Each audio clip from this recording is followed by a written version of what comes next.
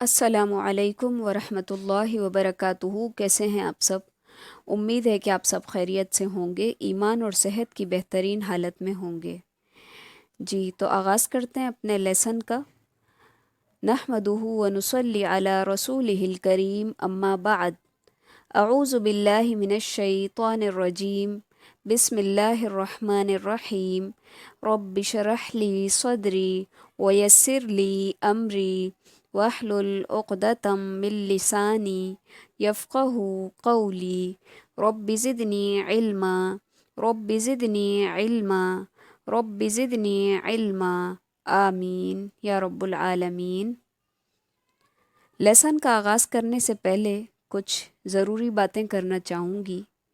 جیسا کہ آپ سب جانتے ہیں کہ ہماری الحمدللہ سورۃ البقرہ مکمل ہو چکی ہے، اور آج ہم آغاز کرنے والے ہیں سورہ آل عمران کا۔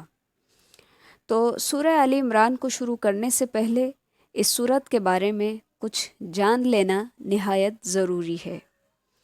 یہ سورت مدنی ہے، اس کی تمام آیتیں مختلف اوقات میں ہجرت کے بعد اتری ہیں، اور اس کا ابتدائی حصہ یعنی 83 آیات تک عیسائیوں کے وفد نجران کے بارے میں نازل ہوا ہے، جو 9 ہجری میں نبی صلی اللہ علیہ وسلم کی خدمت میں حاضر ہوا تھا۔ عیسائیوں نے آ کر نبی صلی اللہ علیہ وسلم سے اپنے عیسائی عقائد اور اسلام کے بارے میں مذاکرہ اور مباحثہ کیا، جس کا رد کر دیا گیا۔ پھر جب عیسیٰ علیہ السلام کے بارے میں اظہار حق اور دلائل کے باوجود وفد نجران نے راہ عناد اختیار کی، تو آخری فیصلے کے لیے اللہ تعالیٰ نے نبی صلی اللہ علیہ وسلم کو ان سے مباہلہ کرنے کا حکم دیا، اور انہیں دعوت مباہلہ دی گئی، جس کی تفصیل آگے آئے گی۔ اسی پس منظر میں قرآن کریم کی ان آیات کا مطالعہ شروع کرتے ہیں۔ بسم اللہ الرحمن الرحیم، الف لام میم، اللہ لا الہ الا هو الحی القیوم۔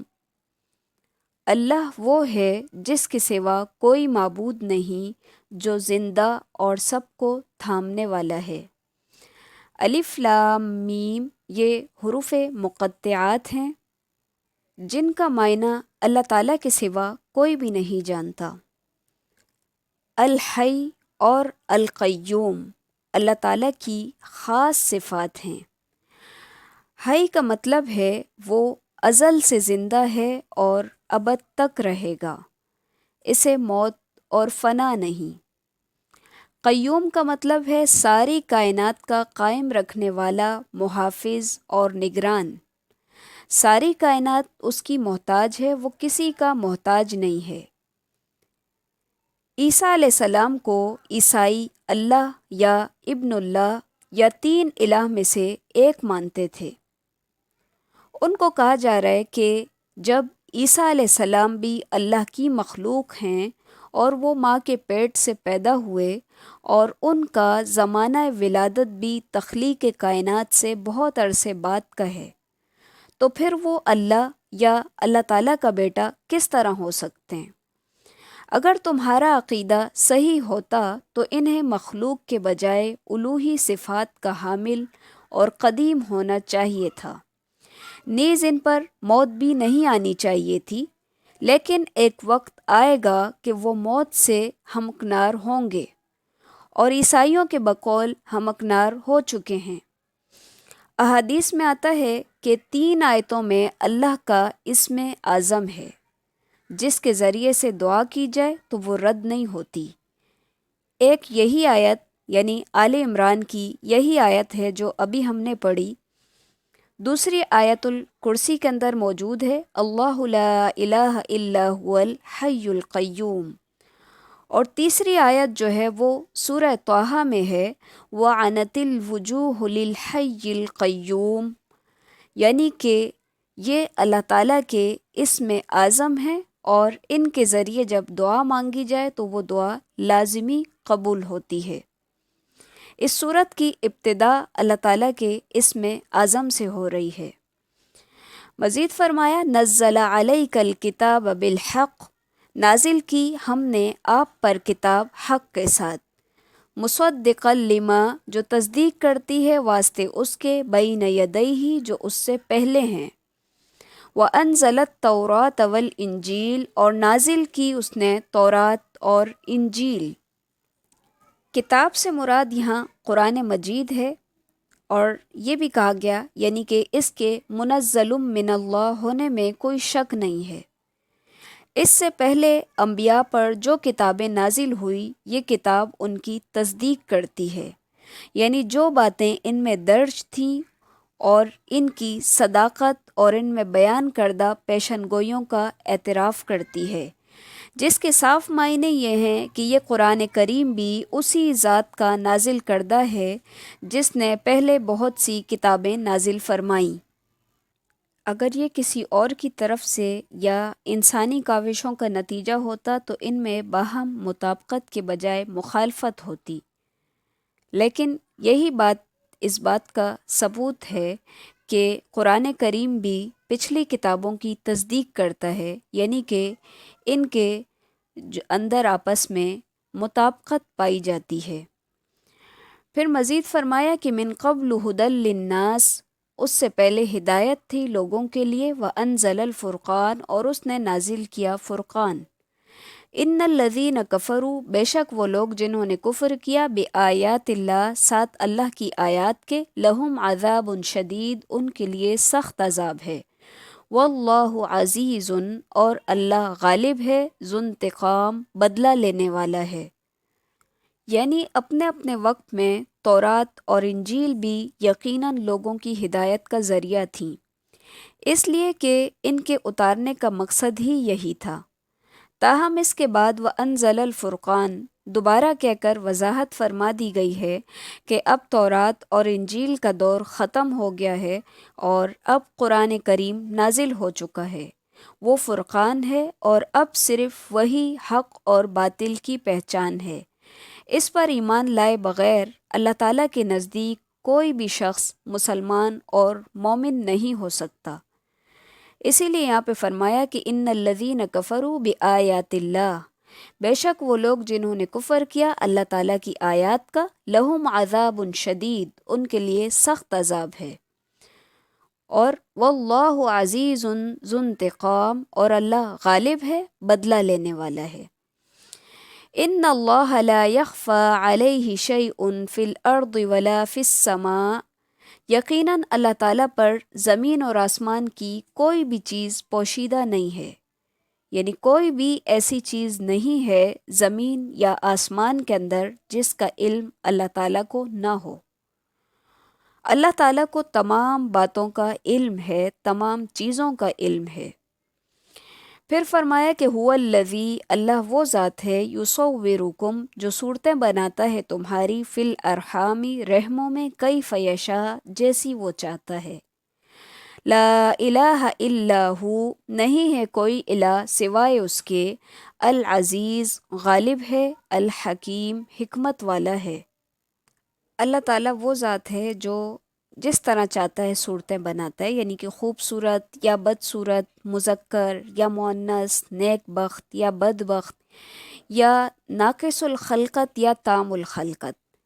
جب رحم مادر میں یہ سارے کام، یہ ساری تصرفات صرف اللہ تعالیٰ ہی کرنے والا ہے، تو عیسیٰ علیہ السلام الہ کس طرح ہو سکتے ہیں جو خود بھی اسی مرحلہ تخلیق سے گزر کر دنیا کے اندر آئے، جس کا سلسلہ اللہ تعالیٰ نے رحم مادر میں قائم فرمایا ہے۔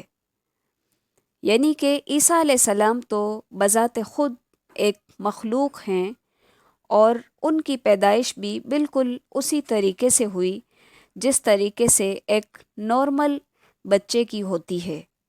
تو جب وہ خود سارے ان پروسیس سے گزرے ہیں تو وہ بھلا وہ کیسے الہ ہو سکتے ہیں؟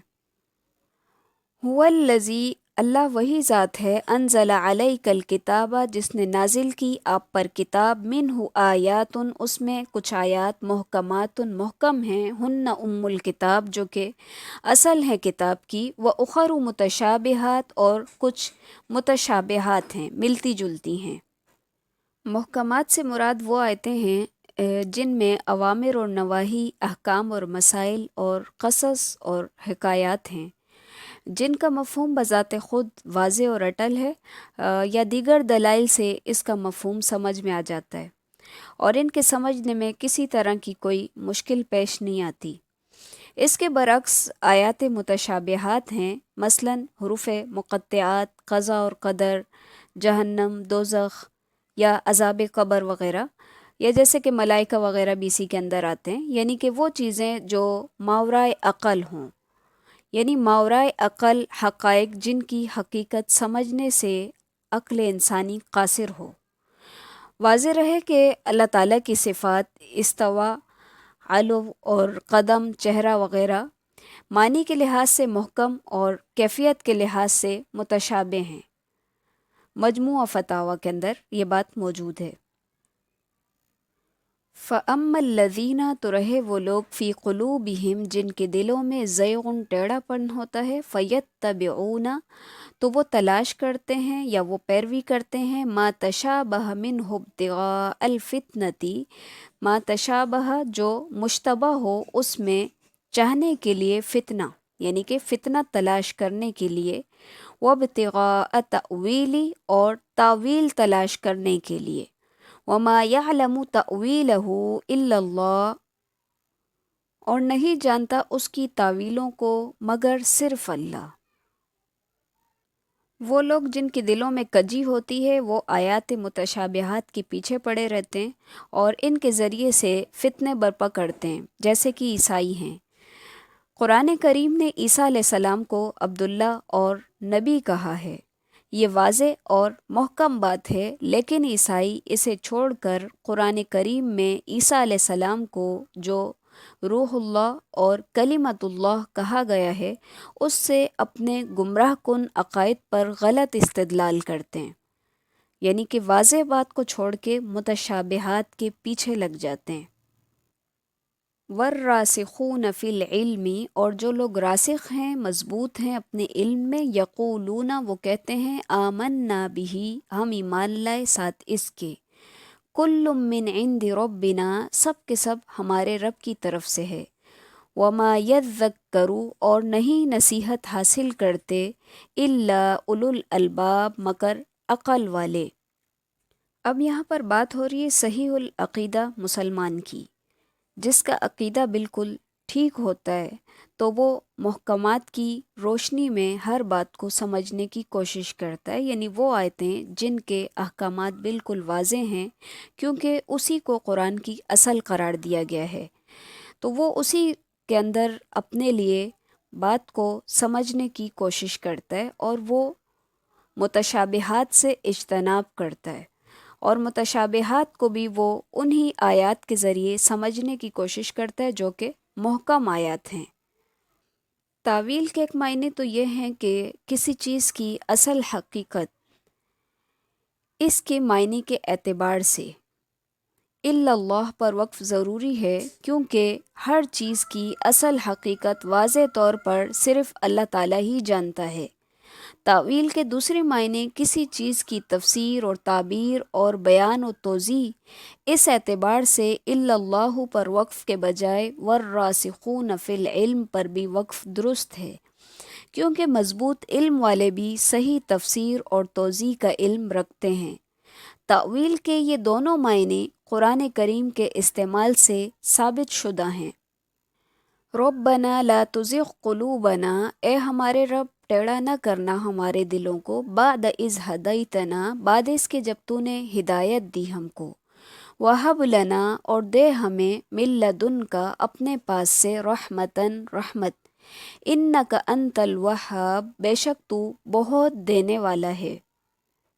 اس آیت سے پتہ چلتا ہے کہ ایمان لا کر اور بس اسی کے اوپر خاموش ہو کے بیٹھ جانا کہ ہم تو ایمان لے آئے ہیں کافی ہے، تو اس آیت سے یہ بات سمجھ آ رہی ہے کہ صرف ایمان کے اوپر ہی بس نہیں کرنا، بلکہ ہمیشہ دعا کرتے رہنا ہے کہ اللہ تعالیٰ جب تو نے ہمیں ہدایت دی تو ہمارے دلوں کو ٹیڑھا نہ کرنا۔ ایک بات یہ بھی سمجھ میں آتی ہے کہ بعض اوقات ہدایت ملنے کے بعد بھی چانس رہتا ہے گمراہی کا، کیونکہ دل کی جو کیفیت ہے وہ کبھی بھی ایک حالت پہ نہیں رہتی.